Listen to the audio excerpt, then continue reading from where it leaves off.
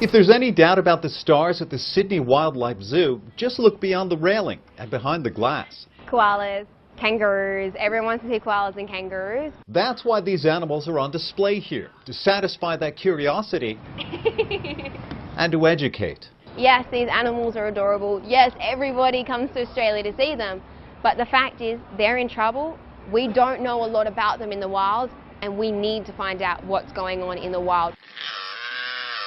Trouble for the koala was highlighted in the state of Victoria. It was recently revealed that in 2013 and 2014, almost 700 koalas were euthanized because the environment couldn't sustain their numbers. There were a lot of individuals there that were suffering from starvation.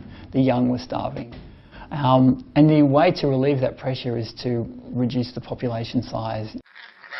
While koalas are overabundant in that part of the country, their numbers have dropped dramatically in others, due in part to disease and loss of habitat. She's not stressed. Kangaroos have fared better. But while there are millions across Australia, some breeds are also struggling. Others have been pushed out of their natural habitats in search of food. And that highlights one of the biggest threats facing many species in this country, the loss of habitat and the inevitable result when our needs clash with theirs. Australia has lost up to 19 native species to extinction over the last 200 years. That's almost half of what the world has lost during that period. When we modify landscapes, is we change the environment, and that creates winners and losers. And even for a single species, it can create situations where a species is in trouble. Some people and politicians have questioned the decision to cull koalas in Victoria.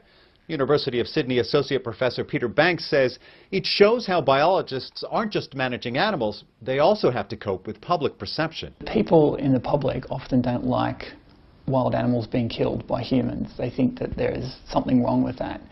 And yet, in terms of managing populations, that is very often what needs to be done. The kangaroo and koala hold a sentimental and economic value for the nation they've come to symbolize.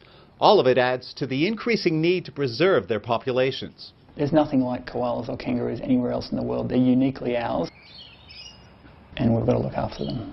Greg Navarro, CCTV, Sydney.